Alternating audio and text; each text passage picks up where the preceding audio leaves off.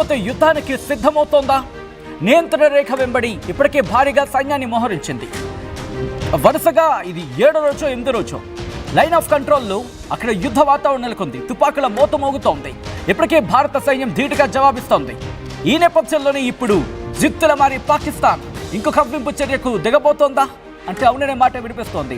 మరి ముఖ్యంగా చైనా తయారు చేసిన 155mm SH-15 హౌవిట్జర్స్ ని LOCకి తరలిస్తోంది పాకిస్తాన్. దానికి సంబంధించిన వీడియో ప్రస్తుతం సోషల్ మీడియాలో వైరల్ గా మారింది. ఆ విజువల్స్ మీరు చూడొచ్చు. హౌవిట్జర్స్ కి సంబంధించి 155mm SH-15 హౌవిట్జర్స్ ఇవి ఎంత ప్రమాదకరం అంటే, ఎంత దారుణంగా ఉంటాయంటే వాళ్ళు అనుకుంటున్నట్టు మనకు అసలు ఏం కంపారిజన్ కాదు. వాళ్ళు అనుకున్న ప్రకారం చూసుకుంటే దాదాపు 50 కిలోమీటర్ల రేంజ్ ఉంది వీటికి. ఇది కేవలం 50 కిలోమీటర్లే కాదు, మరీ ముఖ్యంగా దీనికి సంబంధించి ఆ క్యాపబిలిటీస్ మాట్లాడుకున్నప్పుడు వాళ్ళు అనుకున్న దాని ప్రకారం చూసుకుంటే ఇటు ఫైజా-ఈ బద్ర్ కావచ్చు, లల్కర్-ఈ మొమిన్ కావచ్చు, జర్బీ హైదరీ కావచ్చు, ఇటు ఎయిర్ క్రాఫ్ట్కి సంబంధించి నిన్న మనం చూసాం. అఫ్కోర్స్ దీనికి సంబంధించి కొంతసేపటి కింద మాట్లాడుకునే ప్రయత్నం చేద్దాం. ఇప్పటికే నేవీ ఎక్సర్సైజెస్ని ప్రారంభించింది. దాంతోపాటు ఎయిర్ ఫోర్స్ ఎక్సర్సైజెస్ని ప్రారంభించింది. ఇప్పుడు మిలిటరీ కూడా రంగంలోకి దిగబోతోందా? ఆ ఎక్సర్సైజెస్ని స్పీడప్ చేస్తుందా అంటే అవుననే మాట వినిపిస్తోంది. ఇప్పటికే ఆ ఎయిర్ ఫోర్స్కి సంబంధించి చూసాం. F-16, J-10, JF-17 లాంటి ఎయిర్ క్రాఫ్ట్స్ని విన్యాసాలకు ఉపయోగించింది పాకిస్తాన్. దాంతోపాటు సర్ఫేస్ టు ఎయిర్ కావచ్చు, సర్ఫేస్ టు సర్ఫేస్ కావచ్చు, ఆ మిజైల్స్కి సంబంధించి కూడా యుద్ధ విన్యాసాలు చేసింది. ఈ నేపథ్యంలోనే ఇటు ఆర్మీ, నేవీ అలాగే మిలిటరీ ఈ మూడు కూడా యుద్ధానికి సిద్ధం కాబోతున్నాయా? యుద్ధానికి కాలు దువ్వుతున్నాయా? జిత్తుల మారి పాకిస్తాన్ ఇప్పుడు చైనా సపోర్ట్తో ముందుకు వెళుతోందా? ఎందుకు నేను ఈ మాట అంటున్నానంటే, ఈ 155mm SH-15 హౌవిట్జర్ అనేది 2019లో చైనాతో అగ్రిమెంట్లో నేపథ్యంలో ఈ SH-15 ఇది 155mm లేదా 52 క్యాలిబర్గా మాట్లాడుకునే సెల్ఫ్ ప్రొపెల్డ్ హౌవిట్జర్. ఇది 6x6 షాంగ్సీ ట్రక్ చాసిస్ అని కూడా మాట్లాడుతూ ఉంటారు. ఇదేం చేయగలదంటే కనుక, మరి ముఖ్యంగా దీని ఎబిలిటీ గురించి మాట్లాడుకున్నప్పుడు నాటో అలాగే నాటోకి స్టాండర్డ్కి సంబంధించి మాట్లాడుకునే సందర్భంలో GPS గైడెడ్ అమ్యునేషన్స్ని క్యారీ చేయగలదు. దాంతోపాటు 53 కిలోమీటర్ల దూరం వరకు కూడా షూట్ చేయగల కెపాసిటీ దీనికి ఉంది. దీన్ని ప్రస్తుతం బోర్డర్లో ప్రవేశపెడుతోంది పాకిస్తాన్. యుద్ధ విన్యాసాలకు ఉపక్రమించింది. యుద్ధానికి కాలు దువ్వేందుకు సిద్ధమవుతోంది.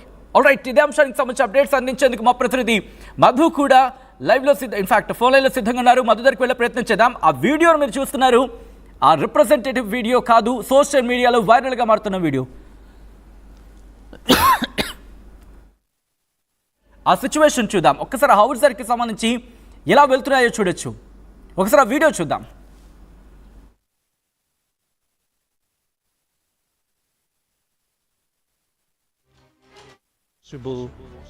Efficiency.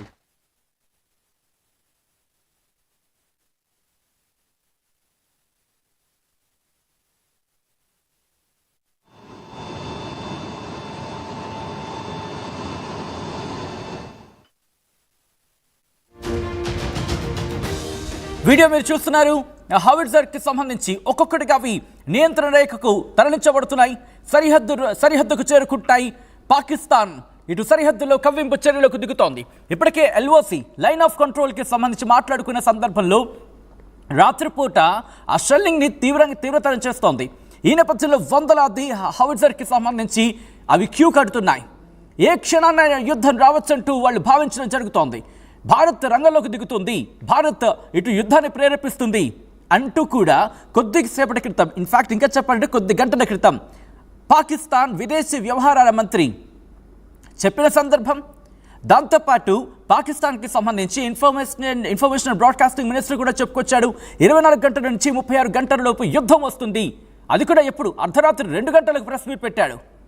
ఏదో దానితో ఇంటెలిజెన్స్ అంట, వాళ్ళకున్న ఇంటెలిజెన్స్ ప్రకారం అంట. సో ఈ నేపథ్యంలో ఒకసారి విశ్వాస్ చూడండి. మిలిటరీ రెడీ అవుతోంది, అలాగే నేవీ కూడా యుద్ధ విన్యాసాన్ని సిద్ధం చేస్తోంది. రెండు అంటే మిలిటరీ కావచ్చు, నేవీ కావచ్చు, లేకపోతే ఎయిర్ ఫోర్స్ కావచ్చు, ఎవరికి వారు యుద్ధ విన్యాసాలను చేసుకుంటున్న పరిస్థితి ఉంది పాకిస్తాన్కి సంబంధించి.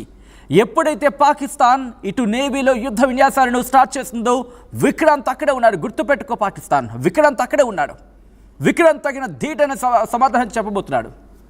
ఇంకా ఇంట్రెస్టింగ్గా చెప్తాను మీకు, ఎందుకంటే ఎప్పుడైతే మన ఎయిర్ ఫోర్స్ వాళ్ళ యుద్ధ విన్యాసాలు చేస్తున్నప్పుడు వాళ్ళ రేంజ్లోకి ఉంటుంది కదా, అక్కడికి వెళ్ళే సందర్భంలో ట్రై చేస్తూ ఉంటాం కదా, మనం అక్కడి వరకు వెళ్ళే ప్రయత్నం చేశాం. అంటే ఏదో వాళ్ళ అటాకింగ్ కాదు, యుద్ధ విన్యాసాలకు సంబంధించి ఒకవేళ వస్తే ప్రిపేర్నెస్ చెక్ చేసుకుంటాం కదా, కనీసం ఏం చేయలేకపోయాయి. భయపడిపోతుంది పాకిస్తాన్. భయపడిపోయే నేపథ్యం నుండి ఇప్పటికే మన 2-3 ఫైటర్ జెట్స్ అలా వెళ్ళొచ్చాయి, కానీ ఏమీ చేయలేకపోయాయి. మనమే యుద్ధానికి పురుగొల్పట్లేదు, కానీ కనీసం రిటాలియేషన్కి కూడా అవి ప్రయత్నం చేయలేకపోతున్నాయి. అంటే ఏ స్థాయిలో భయపడుతున్నాయో అర్థం చేసుకోవచ్చు. కారణం ఇక్కడ ఒకటి చెప్పే ప్రయత్నం చేస్తా, 1 by 1 చెప్పే ప్రయత్నం చేస్తా. ముందుగా నేను నేవీ నుంచి స్టార్ట్ చేస్తా. ఎప్పుడైతే విక్రాంత్ అక్కడ అడ్డుగా ఉందో అటుకు వెళ్ళే ప్రయత్నం జరగట్లేదు. ఈ డీటెయిల్గా మాట్లాడదాం. బట్ మా ప్రతినిధి మధు ఉన్నారు, ఒకసారి మధు దగ్గరికి వెళ్తాను.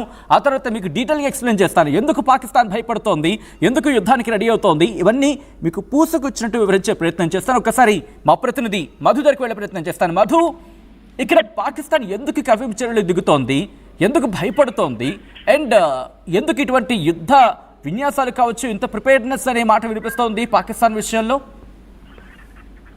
ఎగ్జాక్ట్లీ, ఇది సొంతంగా పాకిస్తాన్ చేస్తున్నట్టుగా కూడా లేదు, వెనకాల చైనా ఉండి పురమాయిస్తున్నట్టుగా కనిపిస్తా ఉంది. యుద్ధానికి భారత్ ఒకవైపు సిద్ధమవుతుంది. యుద్ధానికంటే డైరెక్ట్ గా టెర్రరిజం మీద అటాక్ చేయడానికి భారత్ సిద్ధమవుతుంది. భారత్ ఒక్కటే కాదు, ఈ రోజు ప్రపంచ దేశాలన్నీ సిద్ధమవుతున్నటువంటి సిచ్యువేషన్ ఉంది. ఉగ్రవాదం భూతాన్ని అంతమొందించాలనేటువంటిది అన్ని దేశాలు ఏకమవుతుంటే, పాకిస్తాన్ ని అడ్డు పెట్టుకొని తన ఎకనామిక్ కారిడార్ కోసం చైనా వెనుక నుంచి ప్రయత్నం చేస్తున్నట్టుగా కనిపిస్తా ఉంది. అందులో భాగంగానే ఆయుధాలు సప్లై చేస్తుంది. ఇప్పుడు కొన్ని టర్కీ లాంటి దేశాలేమో బాహాటంగా వారు మద్దతు తెలుపుతా ఉంటే, చైనా తెలియనట్టు చాలా స్పష్టంగా మనం చూసాం. చైనాకి సంబంధించిన విదేశాంగ మంత్రి వాంగి గతంలో కొన్ని 2 రోజుల క్రితం స్టేట్మెంట్ చేశారు. 2 దేశాలు సంయమనం పాటించాలనేటువంటి స్టేట్మెంట్ చేశారు. ఎందుకోసం సంయమనం పాటించాలనేటువంటిది చెప్పలేదు వాంగి. ఎందుకంటే టెర్రరిజం తో అమాయకుల ప్రాణాలను బలికొంటున్నాం ప్రపంచం మొత్తంగా. అందులో ముఖ్యంగా ఇండియాలో చాలా పెద్ద ఎత్తున నియంత్రణ రేఖన వెంబడి ఎప్పుడు కాల్పుల రూపంలో ఏదో ఒక అలజడి, షెల్టర్లు, మోటార్ షెల్లు ఇలాంటి దాడులతో ఎప్పుడు అతలాకుతలం చేసే ప్రయత్నం, ఏదో రకంగా అక్రమంగా భారతదేశంలోకి చొరబడాలి, ఉగ్రవాదాన్ని పెంచి పోషించేలాంటి కార్యక్రమాలు, వీటిని అడ్డుకోవడానికి భారత్ ప్రయత్నం చేస్తా ఉంటే, అనేక వేదికలపైన ఆధారాలతో సహా వారిని దోషిగా నిలబెడితే పాకిస్తాన్ వారికి వెన్నుదన్నుగా నిలబడే ప్రయత్నం చైనా చేస్తా ఉంది. ఇప్పుడు ఈ రోజు జరుగుతున్న పరిణామాలు కూడా అవే. 8 రోజులు అవుతా ఉంది అటాక్ జరిగి, పహల్గామ్ దాడి జరిగి. అయినప్పటికీ కూడా పాకిస్తాన్ కవింపు చర్యలు ఆగట్లేదు. కంటిన్యూ కాల్పులు చేస్తానే ఉన్నారు. దానికి భారత్ సైనికులు ధీటుగా సమాధానం చెప్తున్నారు. ఓకే, కానీ పాకిస్తాన్ ఇంటెన్షన్ ఏంటి, పాకిస్తాన్ వెనకాలన్నటువంటి వాళ్ళ ఇంటెన్షన్ ఏంటి అనేది అర్థమవుతా ఉంది. చైనా తయారు చేసినటువంటి మిసైల్స్, వారికి సంబంధించినటువంటి ఈ ఆర్మీకి వారికి సంబంధించిన యుద్ధ సామాగ్రి ఎందుకు పాకిస్తాన్ చేతికి చేరుతా ఉంది, అది ఎందుకు పాకిస్తాన్ బార్డర్ కి తీసుకొస్తా ఉన్నారు, యుద్ధానికి సిద్ధంగా లేమంటూ ఒకడు స్టేట్మెంట్ చేస్తారు, ఒకడేమో మాకు ఉగ్రవాదం లేదంటారు, ఇంకొకడేమో గతంలో అమెరికా బ్రిటన్ కోసం ఉగ్రవాదాలను పెంచి పోషించామనేటువంటి స్టేట్మెంట్ చేస్తారు. అంటే సంబంధం లేని స్టేట్మెంట్ చేస్తూనే ఈ రకంగా ముందుకు వస్తున్నారు. దీని వెనకాల కూడా చైనా ఉంది అనేటువంటి చర్చ జరుగుతుంది. దానికి రీజన్ PPEC కారిడార్, దాన్నే చైనా పాకిస్తాన్ ఎకనామిక్ కారిడార్ అంటారు. ఫ్యూచర్ లో కనుక ఏదైనా దేశం చైనా మీద యుద్ధం ప్రకటిస్తే వారికి ఉన్నటువంటి కొన్ని వాణిజ్య పరంగా వారు నష్టపోకుండా చేస్తున్నటువంటి బిజినెస్